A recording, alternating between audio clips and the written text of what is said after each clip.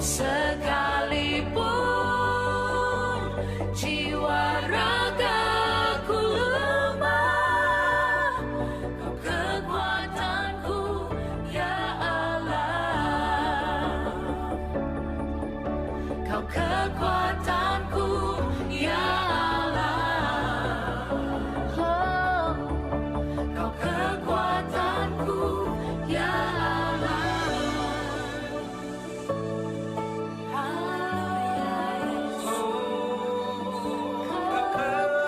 Kami menyembah-Mu, Tuhan. Yesus.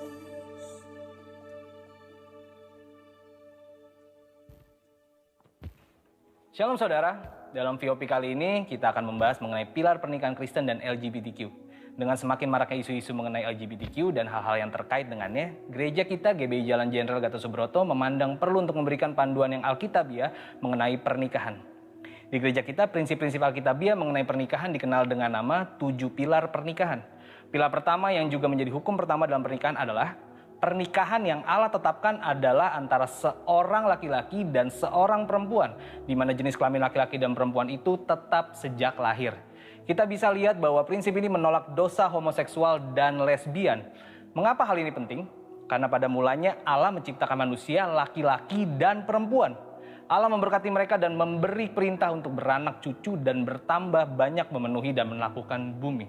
Kemudian dengan jelas Allah memberikan satu hukum bahwa seorang laki-laki akan meninggalkan ayahnya dan ibunya dan bersatu dengan istrinya, yang adalah satu orang perempuan sehingga keduanya menjadi satu daging.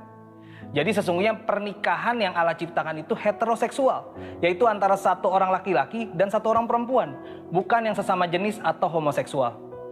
Perlu diingat juga bahwa ketika Allah menciptakan Adam sebagai seorang laki-laki dan Hawa sebagai seorang perempuan, Allah tidak bertanya pada siapapun. Allah menentukan gender seseorang dalam kedaulatannya dan tidak dapat diganggu-gugat oleh siapapun. Jadi jika seorang menolak gender yang Allah putuskan, hal itu seperti menolak Sang Pencipta, yaitu Allah sendiri. Bagaimana jika terjadi orientasi seksual yang berbeda dengan gender bawaan lahir? Hal tersebut sama dengan kondisi manusia berdosa yang cenderung untuk melakukan perbuatan-perbuatan yang melawan hukum Allah. Apakah seseorang dapat berkata, karena saya memiliki kecenderungan untuk melakukan perbuatan pelanggar hukum, jadi saya lakukan saja pelanggaran itu? Tentu tidak demikian.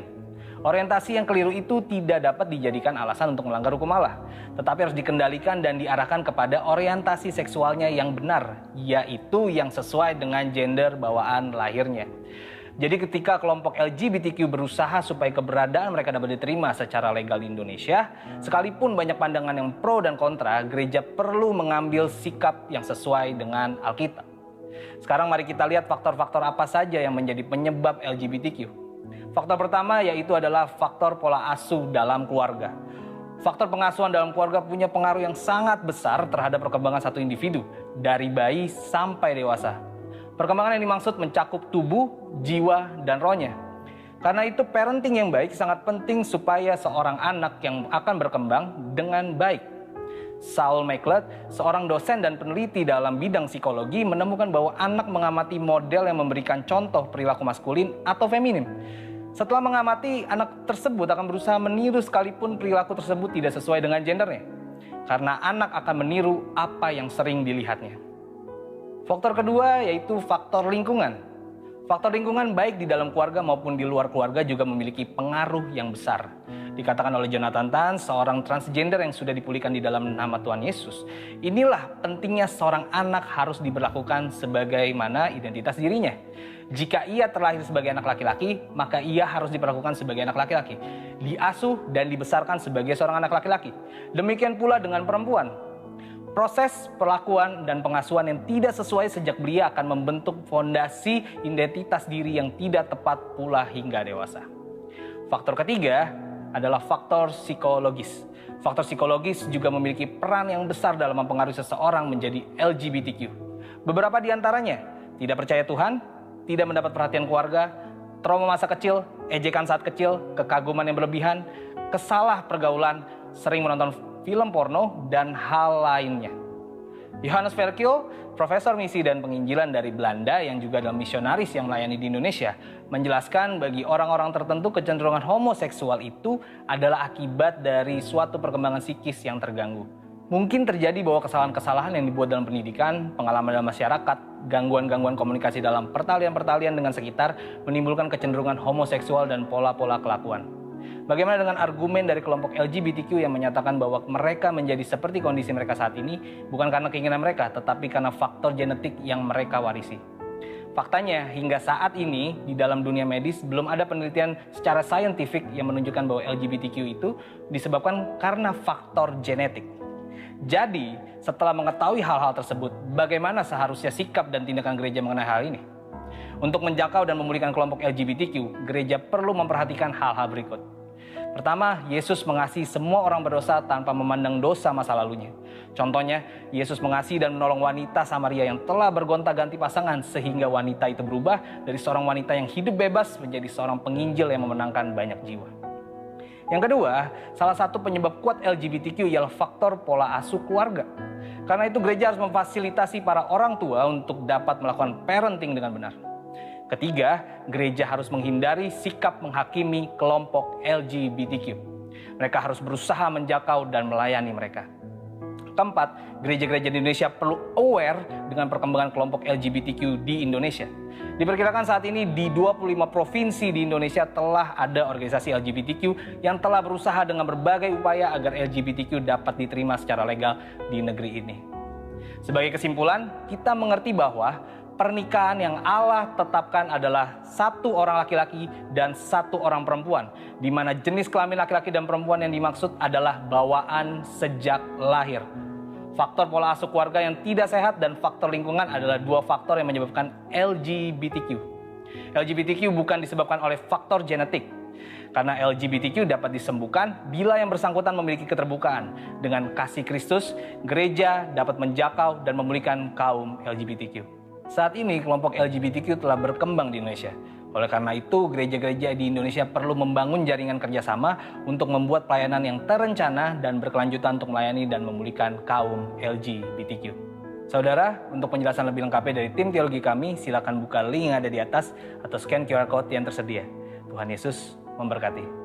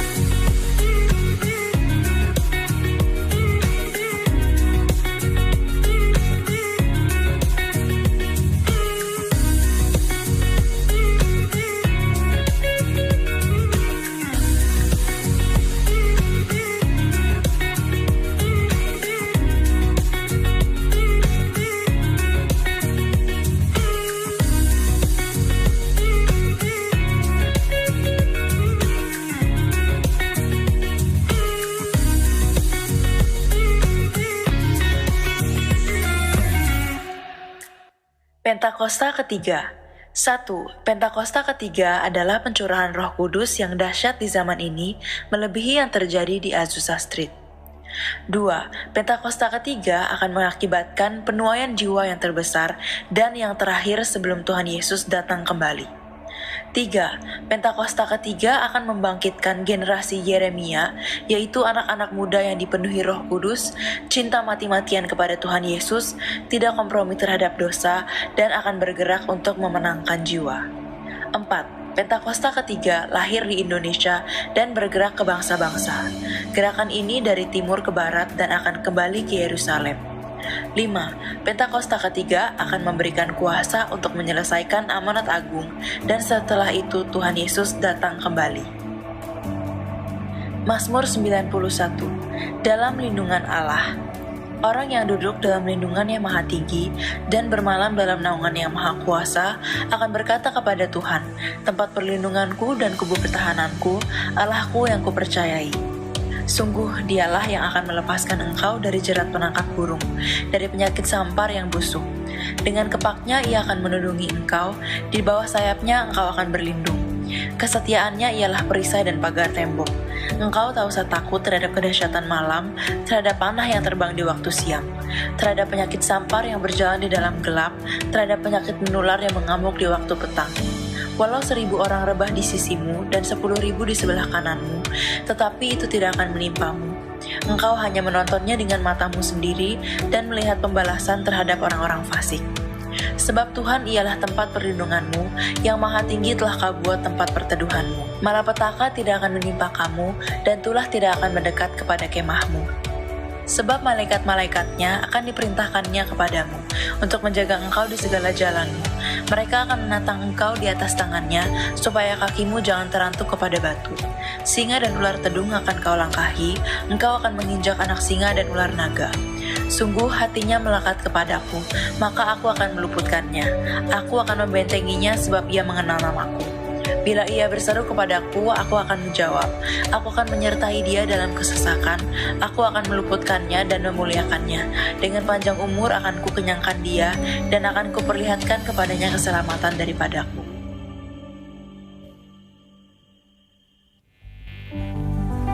Puji nama Tuhan. Shalom saudara.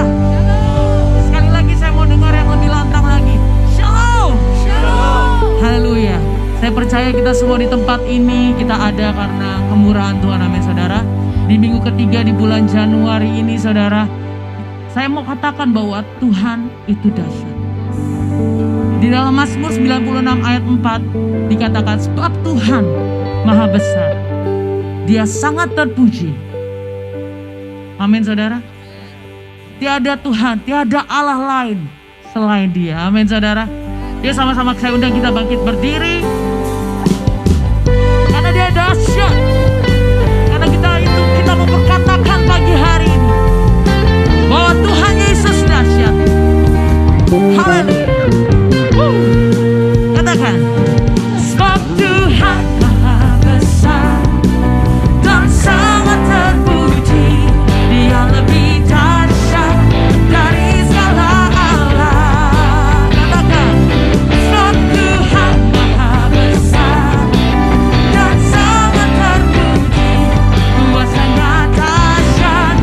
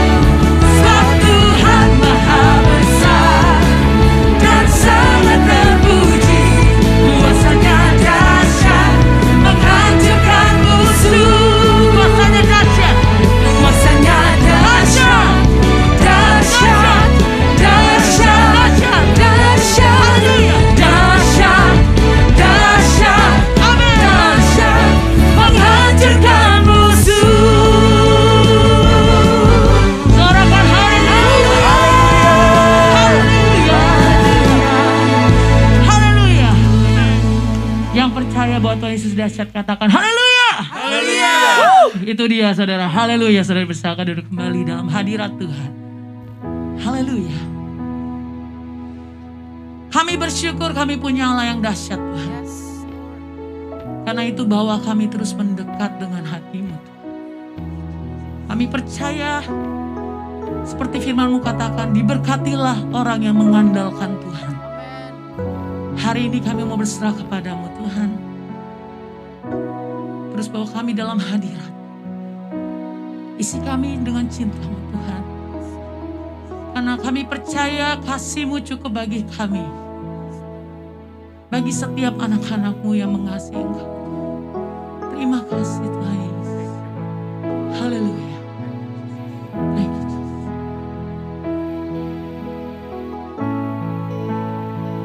Sama-sama katakan. Draw me close to you.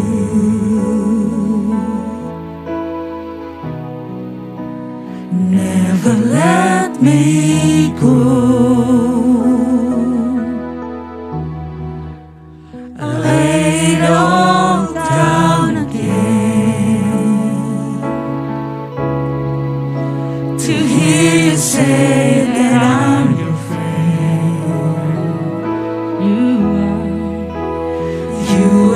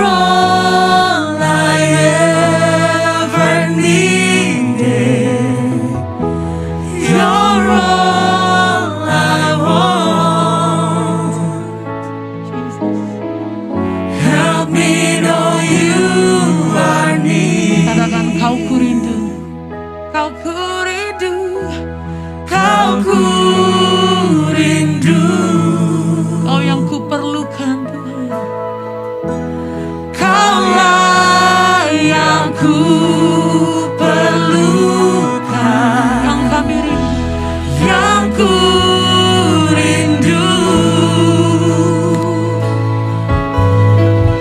berada di dekatmu. mari rindukan dia saudara, pandang dia, katakan kau ku rindu. Kau ku rindu, Mari respon ini. Oh, Kaulah yang ku perlukan, rindu, yang ku rindu, berada di dekatmu.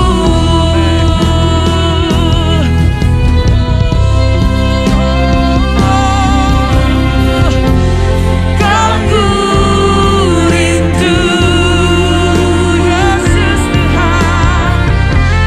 Kaulah yang ku perlukan, yang ku rindu, Berada di dekatmu. berada di dekatmu. Kami angkat tangan kami, dan kami mau katakan sekali lagi Tuhan. Kau ku rindu, Amin. Haleluya. Kaulah yang ku perlukan, yang ku rindu, berada di dekatmu.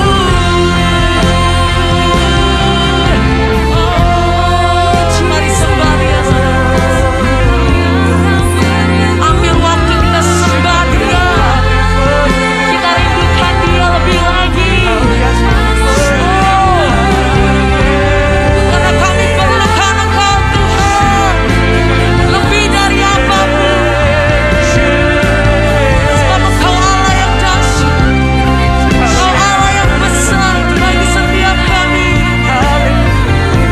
Engkau Allah yang menyediakan, Engkau Allah yang menyembuhkan. Karena itu kami perlu Engkau Tuhan. Kami perlu Engkau Tuhan lebih lagi. More and more, more and more, Hallelujah,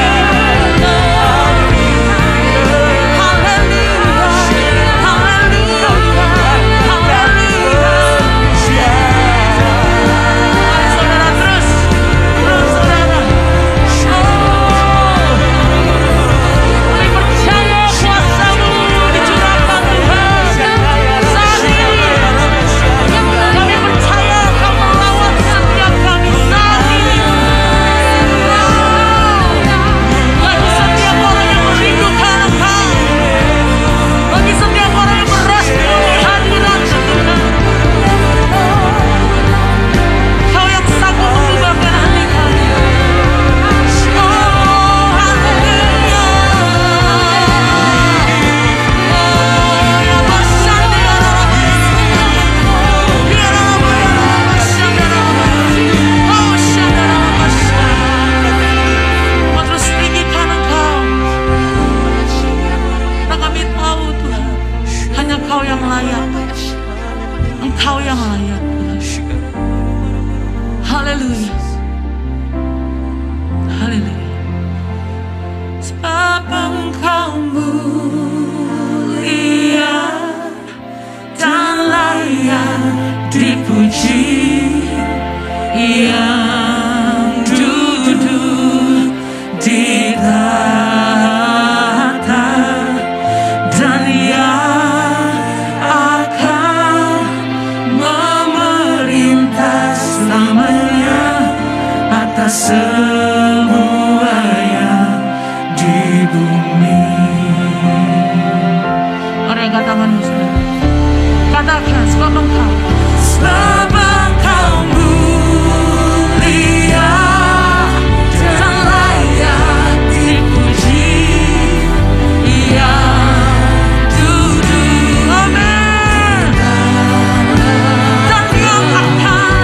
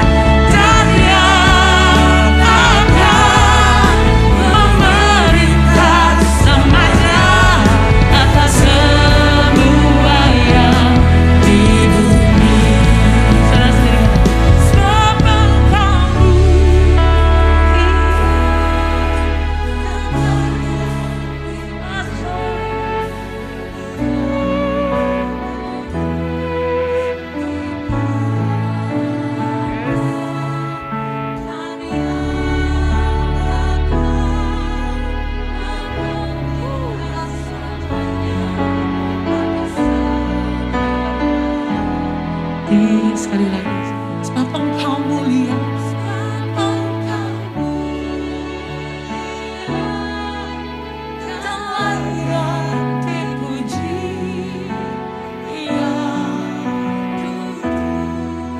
Di tata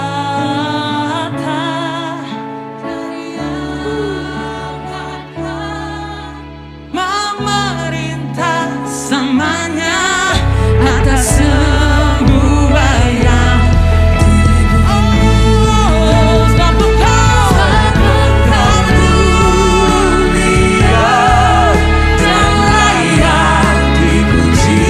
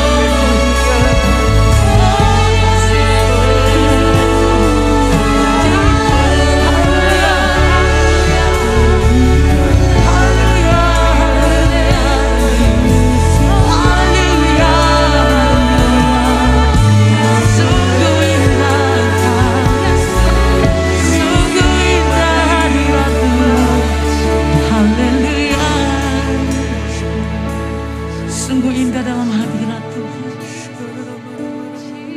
Firman-Mu berkata, lebih baik 1 hari dalam pelataran-Mu Tuhan daripada 1000 hari di tempat lain. Itu rindu kami hari ini Tuhan Yesus. Itu rindu kami hari ini Tuhan. Setiap anak-anak-Mu yang datang ke tempat ini onsite maupun yang di rumah Tuhan, yang menyaksikan Tuhan. Hari ini satu fokus kami, itu Engkau Tuhan. Kiranya Tuhan Yesus, setiap anak-anak-Mu mengalami perjumpaan pribadi dengan Engkau. Kami mau Tuhan, biarlah Engkau yang lebih lagi, biarlah Engkau yang lebih lagi. Kemuliaan-Mu dinyatakan di tempat ini Tuhan. Haleluya. Haleluya. Terima kasih Tuhan Yesus.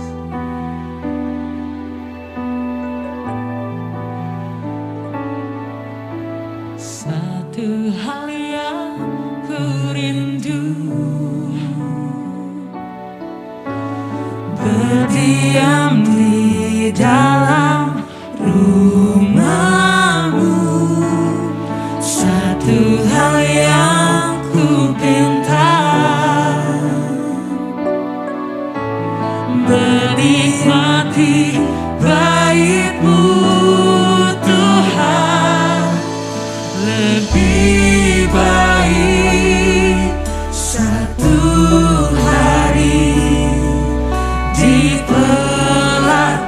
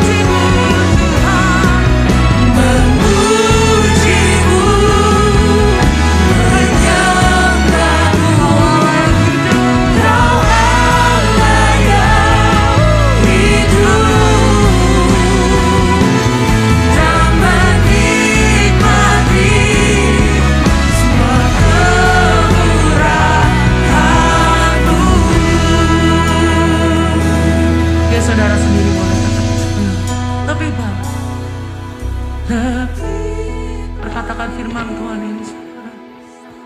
Ini anak-anak-Mu Tuhan, kami angkat suara kami. Ini janji kami Tuhan. Dari mana 1000 hari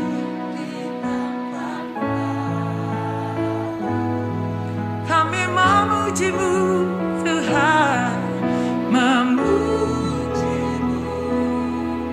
menyembah-Mu. Nyatakan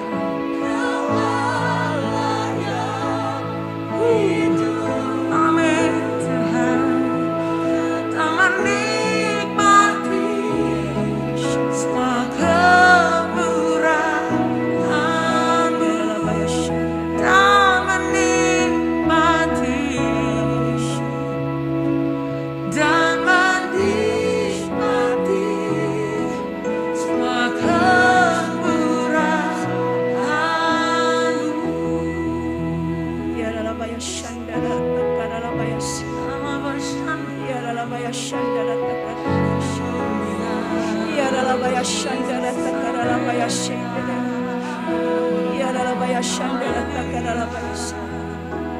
Kami bersyukur untuk kasih setia-Mu Tuhan. Kami bersyukur untuk anugerah-Mu yang besar atas setiap kehidupan kami. Engkau melihat setiap umat-Mu yang hadir di tempat sini Tuhan. Bahkan yang ada di rumah-rumah Tuhan, kami mengucap syukur. Karena setiap kami berharga di mata-Mu. Engkau ada untuk setiap kami Tuhan, terima kasih. Apapun keadaan kami, Engkau Allah Immanuel di tengah-tengah setiap kami. Terima kasih Tuhan Yesus, bahkan mengucap syukur untuk pemulihan setiap umat-Mu Tuhan. Terima kasih untuk pemulihan dalam keluarga mereka Tuhan. Bahkan mengucap syukur untuk pemulihan finansial sekalipun Tuhan, Engkau ada di dalamnya. Bahkan saat ini kami berdoa untuk setiap jemaat-Mu City of Love Tuhan. Mereka yang dalam keadaan kelemahan tubuh oleh bilur-bilur Tuhan Yesus sudah disembuhkan. Kami beriman kepadamu Tuhan, karena Engkau awal dan yang akhir. Engkau menyertai setiap kehidupan mereka, apapun setiap musim yang mereka alami. Kami percaya Tuhan, biarlah Engkau bangkitkan iman mereka. Mereka katakan dalam mulutnya bahwa Engkau Yesus baik adanya. Terima kasih Tuhan Yesus, terima kasih. Bapa, kami berdoa juga untuk umat-Mu yang saat ini mungkin di dalam kesesakan mereka. Kau berkata, marilah yang beban berat letih lesu datanglah kepadaku, maka aku akan memberikan kelegaan. Bapa, kelegaan itu Engkau berikan kepada setiap anak-anak-Mu. Damai sejahtera Allah turun atas setiap keluarga-keluarga. Terima kasih Tuhan Yesus. Bapa, kami serahkan umat-Mu ke dalam tangan-Mu. Bahkan kami berdoa Tuhan untuk setiap kepala-kepala rumah tangga. Jadikanlah mereka imam yang taat akan Engkau. Seperti halnya mereka imam yang taat akan Engkau. Seperti halnya pada zaman Nuh. Di zamannya dia boleh mendengar firman-Mu dan tepat melakukan apa yang Kau katakan. Pakai kehidupan setiap imam-imam. Bahkan berdoa untuk setiap para istri menjadi penolong yang setia dan sepadan. Bagi anak-anak kami, Engkau jadikan mereka anak-anak yang takut akan Engkau. Hormat orang tua supaya mereka panjang umur dan berbahagia. Terima kasih Tuhan Yesus, terima kasih. Ya Allah patakara basyikira lana takara. Ya Allah basyikira lana takara basy. Bapa, kami berdoa. Kami berdoa untuk bangsa kami. Shalom atas Indonesia. Berkat Tuhan turun atas Indonesia. Terima kasih dari Sabang sampai Merauke Tuhan. Damai sejahtera Allah turun atas bangsa kami. Dan terjadi pemulihan atas bangsa kami. Terima kasih Tuhan. Engkau pakai pemimpin kami Bapak Jokowi dan Bapak Amin Ma'ruf Tuhan. Berikanlah hikmat marifat yang datangnya daripadamu di dalam memimpin bangsa kami.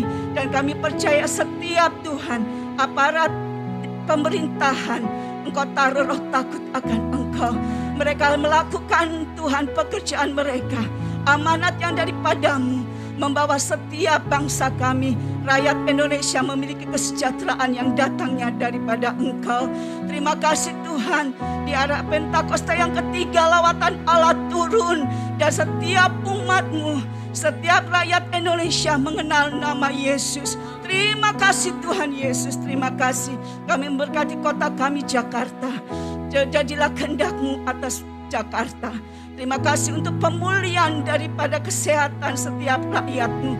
Terima kasih Tuhan untuk pandemi ini pun Engkau turut bekerja untuk mendatangkan kebaikan. Terima kasih Tuhan Yesus, terima kasih. Kami serahkan bangsa kami ke dalam tangan-Mu. Bapa, kami berdoa untuk gembala yang Kau utus di tengah-tengah Gereja-Mu City of Love, Bapak Timothy Abraham beserta Ibu Evelyn. Terima kasih Tuhan, Kau pakai gembala kami yang terbaik. Engkau memberikan hikmat marifat yang datangnya daripada-Mu. Wibawa Allah ada di dalamnya untuk menggembalakan setiap domba yang Kau percayakan kepada beliau. Tuhan Yesus, untuk mempersiapkan setiap kami umat yang dewasa di dalam mengenal Yesus secara pribadi. Bahkan Tuhan mempersiapkan setiap kami menjadi Tuhan mempelai Kristus yang siap Tuhan pada saat yang Kau datang kedua kali. Terima kasih Tuhan Yesus. Pakai Tuhan Isaac dan Joanna sebagai wakil Yeremia, Tuhan generasi Yeremia. Kau pakai kehidupan mereka Tuhan sebagai anak muda yang takut dan hormat akan Engkau. Kami serahkan keluarga besar dari Pastor Timothy Abraham ke dalam tangan-Mu. Bapa, hari ini Engkau telah mengutus Pendeta Victor Waang. Terima kasih Tuhan. Engkau ingin berbicara atas setiap umat-Mu Tuhan. Engkau urapi bibir mulutnya Tuhan. Apa yang Engkau ingin sampaikan, beliau sampaikan dengan baik dan benar. Terima kasih Tuhan, karena firman-Mu Tuhan tidak akan kembali dengan sia-sia, tetapi melaksanakan Tuhan. Bahkan apa yang Kau kehendaki, bahkan Kau akan membuat berhasil apa yang Kau suruhkan. Terima kasih, biarlah setiap umat-Mu boleh mendengar dengan baik-baik, dan oleh pertolongan Roh Kudus kami boleh menjadi pelaku firman-Mu. Di dalam nama Tuhan Yesus Kristus kami berdoa dan mengucap syukur. Amin. Sama-sama kan. Lebih baik satu hari di pelataran-Mu daripada 1000 hari di tempat lain.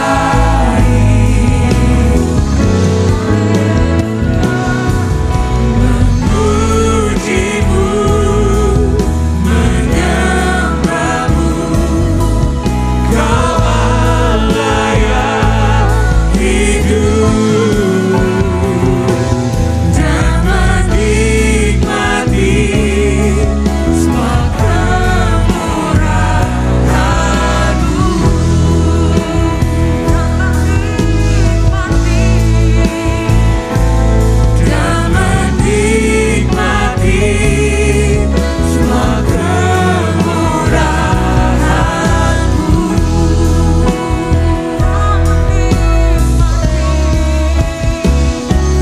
dan menikmati semua kemurahan-Mu. Mari beri sorak-sorai bagi Tuhan. Yang terbaik bagi Tuhan kita yang mengasihi setiap kita. Haleluya. Mari sorakan haleluya. Sorakan haleluya. Haleluya. Lebih meriah lagi buat Tuhan Yesus. Shalom semuanya, how are you? My name is Sherlyn and welcome back to City of Love Church online youth service. So today I want to talk to you guys about remembering. Happy New Year first of all, and biasanya kalau Happy New Year kita tend to be ada pepatahnya out with the old, in with the new gitu. Jadi kita harus forget the past, move on gitu. But today I want to talk about something that we can never forget, that we have to remember.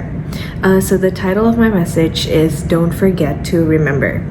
So in this new year, with everything is going on, ada Omicron, ada baru lagi Corona and everything like that, banyak yang selalu bilang kayak udahlah, go aja, go move on gitu, go with the flow. Tapi today I wanna challenge you guys to remember gitu. So number one is remembering God called us and chose us. So how many of you guys know what is God's specific calling in your life? Spesifik ya, kayak misalnya udah tahu dipanggil Tuhan untuk menjadi pastor gitu atau apa. Tapi most of us pasti belum ada specific calling yang kayak gitu. But I wanted to remind you guys that the first calling that Jesus calls us is always the call of salvation. So itu panggilan untuk menerima Tuhan Yesus, to accept God's love. And He chose us gitu loh. So today's reminder is Tuhan yang memilih dan memanggil kita. The Bible says, from the beginning, God chose you to be saved through the sanctifying work of the Spirit and true belief in the truth. So sebelum kita ada, Tuhan udah melihat kita di dalam dosa kita. He already chose us, set His favor on us, and He loved us unconditionally. So bahkan sebelum kita ada, sebelum kita di-create, God has loved you before the world and chose you for His own possession. So God chose us first. So I remember pas aku kecil, kalau misalnya di sekolah, kayak misalnya ada kelas olahraga gitu, pasti kan ada yang kayak pilih tim gitu ya. Terus kaptennya kayak dipilih nih, pasti biasanya yang paling jago lah, dua tim, dua kapten. Nah yang dua ini boleh milih-milih duluan siapa gitu kan. Pasti kayak, oh yang mana nih duluan nih buat join their team gitu. And pasti kita kayak, pas kita kecil kita kayak takut banget, aduh jangan-jangan ntar gue yang terakhir, soalnya yang paling terakhir dipilih tuh pasti yang malu banget gitu. Jadi kita kayak nggak punya malu lah pas kecil, jadi kita kayak angkat tangan kayak hey me gitu. Nah yang pas terakhir dipilih itu pasti yang kayak aduh kayak malu banget nih, mau nggak mau kan, soalnya kayak ya udah tinggal dia gitu, mau nggak mau ya harus ambil dia. So God chose us first. Jadi kayak anggap di ilustrasi itu kita yang pertama dipilih oleh Tuhan gitu. God chose us first. So He chose you before you were born. He chose you before Jesus even came to die for you. The Bible says, for He chose us in Him before the foundation of the world to be holy and blameless in His sight. In love, He predestined us to be adopted through Jesus Christ for Himself, according to His favor and will. Ada di Efesus 1 ayat 4-5. Jadi kalau misalnya tadi di ilustrasi tadi anak-anaknya itu takut malu dipilih terakhir, tapi I want to tell you guys that Jesus chose us first. Tuhan Yesus tuh memilih kita dulu. Jadi kita yang dipilih sama Tuhan Yesus. Tuhan Yesus lihat kita, pilih kita, and Jesus loved us. And He called us to accept Him. Nah, waktu Tuhan Yesus pilih kita tetap ada say, we still have a say apakah kita mau to be on His team or not. Jadi kalau tadi kayak ada dua kapten tadi, pas kaptennya mau milih, kita boleh bilang enggak kan. Kita pasti ya mungkin kalau di sekolah enggak, tapi we have the choice to say no in this case gitu. That's why Tuhan kasih kita free will. So when a person is saved, waktu seorang menerima Tuhan Yesus, ada 3 faktor yang ada di dalam waktu Tuhan Yesus, waktu kita terima Tuhan Yesus. Yang pertama adalah the word of God, firman Tuhan. Yang kedua adalah the work of the Spirit, Roh Kudus. Yang ketiga adalah the will of the person, jadi kayak kemauan orang itu sendiri. Jadi waktu Tuhan misalnya pilih Maria, the mother of Jesus, we see a beautiful parable of salvation. Jadi anggap ini kayak waktu kita terima Tuhan gitu. Waktu Tuhan memilih Mary, Tuhan pilih Maria dulu. And Maria gak pilih Tuhan, Tuhan yang milih Maria. The angel Gabriel delivered the word of God. Malaikat Gabriel kasih firman Tuhan. Dia bilang, hey, God has chosen you to give birth to a son named Jesus who would be the savior of the world. And her objection was this was inconceivable. Actually, she was a virgin. Jadi dia bilang gak mungkin lah ini dia virgin gitu, gak mungkin dia hamil kan. Terus Gabriel told her that the Holy Spirit would come upon her and God would do a supernatural work in her. So we have the word of God, Gabriel udah nyampein firman Tuhan, and udah bilang bakal ada Holy Spirit. Now the third point is the will of Mary, the free will-nya dari Mary gitu. Apakah Mary mau atau enggak? So Gabriel waited to see what Mary had to say. Di Bible dituliskan Mary akhirnya bilang, God wasn't gonna force her to be the mother of Jesus. God is a gentleman, so he would never kayak paksa kita to do something gitu.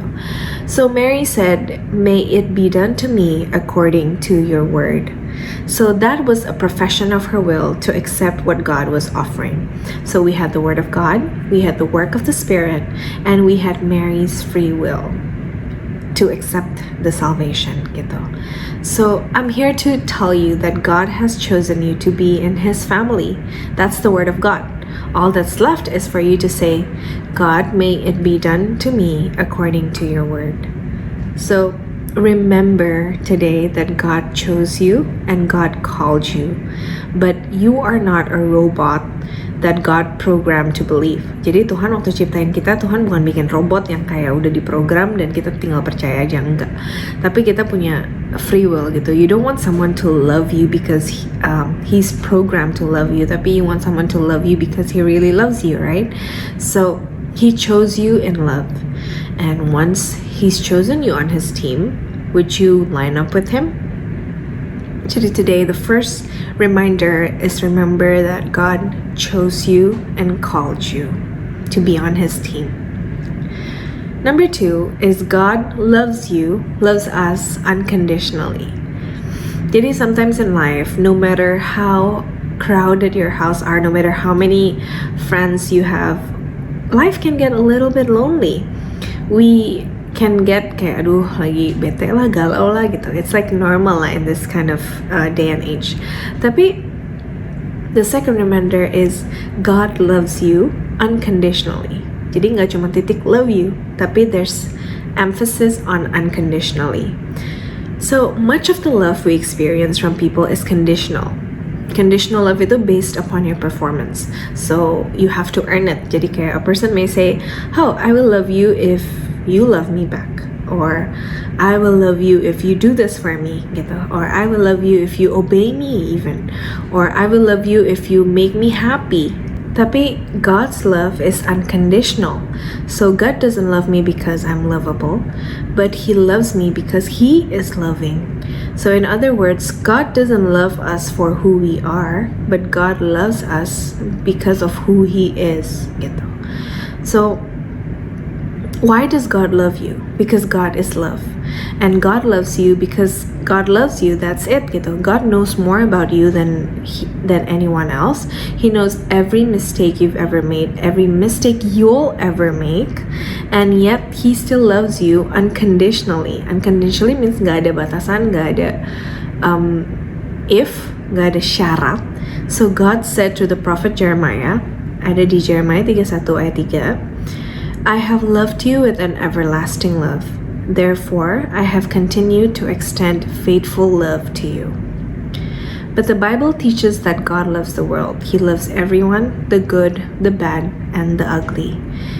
And this statement, ada kalimat ini yang waktu kecil dan aku baru kenal Tuhan, it hits me gitu. And the statement is, there is nothing I can do to make God love me anymore. And there's nothing I can do to make God love me any less. No matter what I do, God just still loves me. Nah, there are so many examples of God's love in the Bible. So misalnya di Luke 15, ada Jesus said, "God is the kind of shepherd who has 99 sheep safe in the sheepfold, and if there's one sheep yang lari kabur, he would leave the 99 and search for the one." Have you felt like that lost sheep before? Maybe I'm never gonna say kayak tahun ini bakal full of rainbows and butterflies, because no, life is not like that gitu. But when you are struggling, when you're feeling lonely, remember that God loves you so much that if you had been the only person on earth, he would still come looking for you gitu. He is the father who loves a disobedient, rebellious child. Story yang anaknya udah pergi ninggalin bapaknya, habisin warisan, and still he came back and the father is still waiting for him with open arms. God loves you. And I'm reading this book. I actually have it right here. It's called Redeeming Love. Ini bagus banget. Kalau ada yang mau pinjam, you can just contact me. Everybody knows my contact. This is about Hosea, the book of Hosea in the Bible. It shows us how much God loves us gitu. Jadi God di sini di perumpamaan Hosea itu God kayak husband yang sayang sama wife yang ninggalin dia terus gitu. Wife-nya itu sebenarnya jadi prostitute and she comes back hancur banget and dia bilang dia not worthy, but still the husband bought her kayak maksudnya tebus dia dan sayang dia like she is a woman with dignity gitu. And that portrays God's love for us. Who are we? We are sinners gitu. Tapi whatever, so that's the thing, that's the statement that I was saying before gitu. So whatever you do, there's nothing that can make you God love you any less. So don't forget to remember that God loves you. The third one and the final one is God gives us hope for the future. So we use the word hope for something that might happen. Jadi kayak, oh I hope I pass the test, or I hope Manchester United wins tonight or something like that. But we aren't sure, right? Kayak hope tuh berarti kayak berharap. Jadi kita nggak yakin gitu apakah kita bakal pass or bakal Manchester United menang gitu. But in the Bible, the word hope means of absolute certainty. Jadi hope means absolute in the Bible. Because this is the verse, ya. Hebrews 6 ayat 18 sampai 20. I will read it to you. We who have fled for refuge might have strong encouragement to seize the hope set before us. We have this hope as an anchor for our lives, safe and secure. It enters the inner sanctuary behind the curtain, where Jesus, who went before us, has entered on our behalf. Amen. It says, we have this hope as an anchor for our lives. So, I pernah naik boat a while back, and the ocean waves kayak gila banget, kayak goyang-goyang gitu. Nah pas kita mau berhenti udah nyampe, kita mau turun kan, nggak bisa diem gitu loh the boat. Jadi kayak I takut banget nggak mau turun dari boatnya, karena kayak takut banget gimana step dari boat, ini kan boat air, terus ini landnya gitu loh, gimana loncatinnya kalau misalnya ininya tuh goyang-goyang gitu, serem banget. Jadi to make the boat stop itu, I saw it myself. Jadi kayak ada anchor tuh jangkar gitu ya, I'm sure everybody knows, but jangkar besi and dicantolin ke land gitu. Jadi kayak tek gitu, and kenceng banget sampai boatnya nggak ombang-ambing gitu. Nah imagine that to be the anchor of your life. So what is the anchor yang bikin hidup kita nggak ombang-ambing? It's hope. The Bible says so clearly, hope is our anchor of our life. So it's absolute. We don't hope that God saved us. We don't hope that God loves us. We don't hope that God will give us for the future. We hope-nya bukan dalam arti dunia, tapi we hope with absolute certainty. Kita tahu, kita yakin, because our hope, we put our hope as an anchor for our lives, safe and secure, and Jesus went in before us gitu. So waktu kita berharap, we hope to God and we put that hope as an anchor of our lives, hidup kita nggak ombang-ambing. Our life will be safe and secure, like what the Bible verse said. So there's this story. A few years ago, ada pilot namanya Henry Dempsey was at the controls of an Eastern Express commuter airline, pokoknya di pesawat gitulah. He and the co-pilot lagi kayak pindah ke from Portland to Boston, so nggak ada passenger di pesawatnya. Jadi waktu mereka mau take off, si pilotnya ini, si Dempsey, denger kayak ada banging gitu from the back of the aircraft. So dia kayak kasih setirnya ke the co-pilot and dia pergi lah. Terus cek ada apa sih banging, itu kan bunyi duk-duk-duk gitu. So he noticed that the pull down door, the door nggak rapat gitu, tutupnya nggak kencang. So waktu dia mau tutup gitu, ini udah take off ya, waktu dia mau tutup, same time tuh the plane-nya turbulence gitu kan, goyang-goyang, jadi pintunya kebuka. Jadi si pilotnya ini nyangkut di pintu yang kebuka, and ya kesedot keluar gitu. Terus co-pilotnya kayak panik kan, kaget kan, terus lihat ke belakang, dia kan nggak bisa ninggalin pesawatnya, ini pesawat zaman dulu nggak ada autopilot lah. Terus dia lihat ke belakang kayak, dia lihat kayak pintunya tuh kebuka gitu. Jadi dia kayak, oh my god, pilotnya dia assume ya pilotnya udah jatuh lah ya, nggak ada gitu. Jadi dia panik, terus dia telepon helikopter, cepetan cari mayatnya pilotnya gitu, karena pilotnya udah jatuh, and dia langsung mau land kan. Nah Turns out when the door flew open, si Dempsey ini, the pilot, grabbed the sides and he was hanging on to the door. So ini kayak film-film, tapi it really did happen. So he was being buffered by the airflow as the plane was flying so fast, but he didn't let go. And the co-pilot akhirnya kan landed at the nearest airport kan, takut kan. Dia nggak tahu kalau misalnya ada pilotnya itu sebenarnya ngegandol kayak gantung di back door-nya. So he successfully landed the airplane, and kayak kepalanya pilotnya itu katanya udah kayak dikit banget from the runway gitu pas land, karena kan kayak nggak tahu.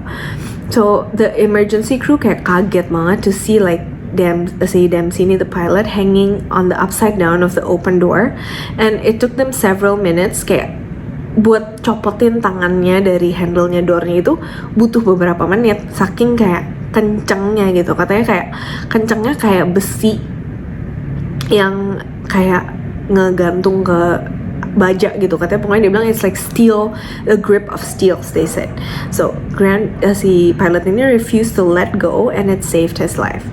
So in this day and age, we're probably not hanging out of an airplane, but we are in the middle of a storm that is only gonna get more and more turbulent.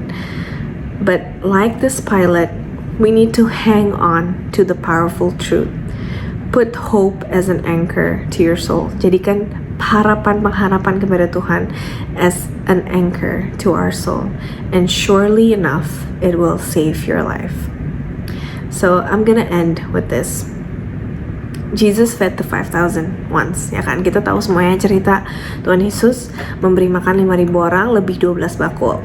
The first time he did it, pas dia mau kasih makan 5.000 orang, the disciples kan bingung, tanya ke Tuhan Yesus kayak gimana nih Tuhan, gimana kasih makannya, banyak orang gini kita nggak ada makanan gitu. Mereka bingung, panik. And then Jesus showed them that he made the miracle and he fed everyone, and lebih 12 bakul. Nah, after that Jesus actually did it again. Jesus fed the 4,000. Kita baca aja ya. Di Matius 15 ayat 32-33, I'll read it to you. So Jesus called his disciples to him and said, I have compassion for these people, the 4,000. This is the second time. Ini yang kedua kali. They have already been with me 3 days and have nothing to eat. I do not want them to send them away hungry, or they may collapse on the way. And then his disciples answered, where could we get enough bread in this remote place to feed such a crowd? So, Tuhan Yesus udah pernah kasih makan 5.000 orang. The disciples panik, gak tahu gimana cara kasih makan 5.000 orang. Tuhan Yesus kasih lihat, nih, gini caranya. I did miracles. With 5 roti 2 ikan, kita kasih makan 5.000 orang dan sampai kenyang dan lebih 12 bakul. Beberapa waktu kemudian ada lagi Tuhan Yesus mau kasih makan 4.000 orang. Tuhan Yesus bilang, I'm gonna feed these people 4,000. And what does the disciples say? The disciples answered, where could we get enough bread in this remote place to feed such a crowd? Jadi udah pernah lihat nih Tuhan Yesus deliver, udah pernah lihat the miracles God did, but still they said with their, I imagine it to be kayak a bit mocking because they said remote place. Jadi kayak waktu Tuhan Yesus bilang mau kasih makan, mereka bilang, emang dapat dari mana di tempat terpencil kayak gini, nggak salah lo, gitu loh. So this is the wrong question to ask. The right question, and then Jesus said, how many loaves do you have? So Jesus asked the right question. This was the right question that Jesus asked. So the disciples forgot that Jesus did everything before. They seemed to forget that Jesus did the miracle already, and they didn't need to worry. They could have just answered, okay, we have this 5 loaves and 2 fish again. Can you do it? Do your thing, God. But no, they said it again. They said, where could we get enough bread? They forgot what God did. So today, I want to remind you guys, remember. Start the new year remembering God's promises, remembering that God chose us, remember that God loves us, and remember that God gives us hope for our future. Amen. Let us pray. Thank you God for today. Terima kasih Tuhan for reminding us, Tuhan, that we need to remember. We want to remember your promises in our lives, Tuhan. As we walk into the new year, God, we know that there's so many turbulence, there's so many hardships, Tuhan, but we want to hang on to you. We want to put our hope as an anchor to our soul, Tuhan. We want to remember that you chose us. We remember that you love us, and we remember that we put our hope in you, Tuhan, for our future. Thank you, Lord Jesus. Berkati setiap kami, Tuhan, keluarga kami, berikan kesehatan selalu kemanapun kamu pergi, ya Tuhan. Gak ada virus yang dapat mendekati kepada kami. Terima kasih Bapa, kami kasih Tuhan, hanya di dalam nama Tuhan Yesus Kristus kami berdoa dan mengucap syukur. Haleluya. Amin. Amin. Thank you everybody. See you next week. Sekarang saatnya kita akan memberikan persembahan, saudara. Saudara dapat melihat ke arah screen untuk QR code. Saudara bisa scan melalui mobile, BCA Mobile, GoPay, OVO, dan Dana. Saya persilahkan.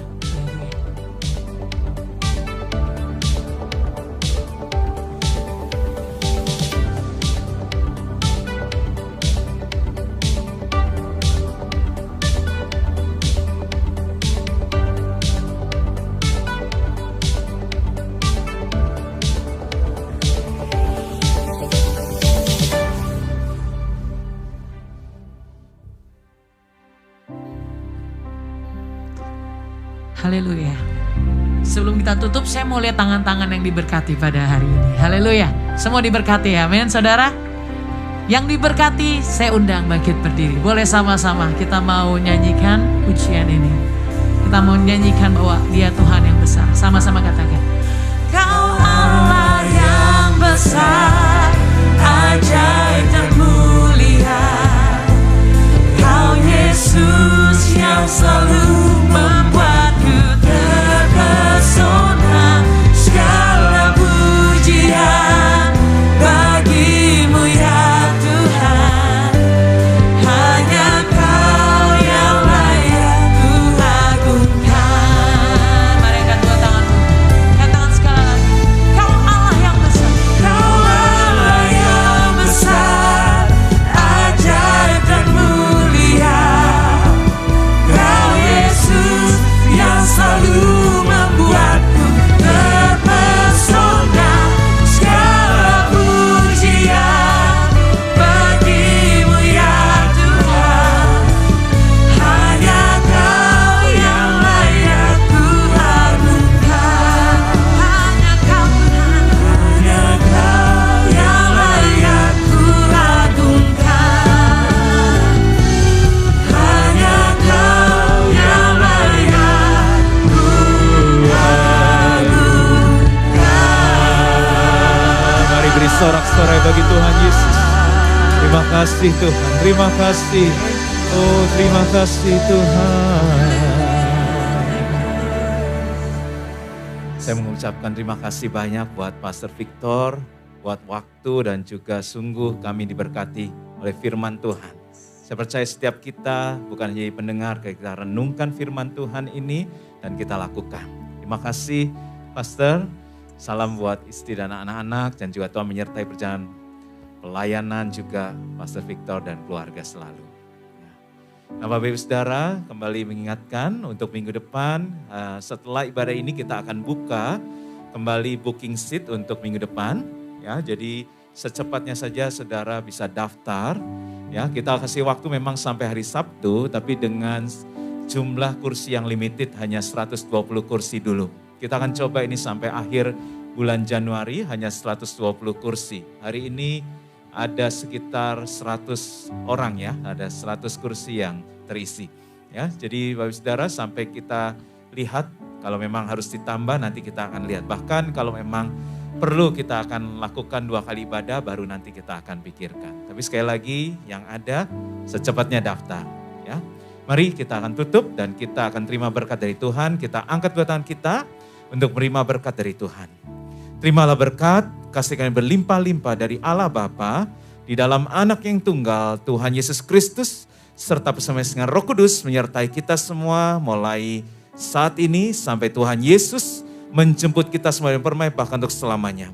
Mari semua yang percaya dan diberkati bahkan orang-orang yang dikasih Tuhan. Katakan amin. Sampai ketemu nanti di ibadah Women hari Selasa, Rabu juga ada ibadah tengah minggu. Semuanya masih online, hanya yang onsite hari Minggu.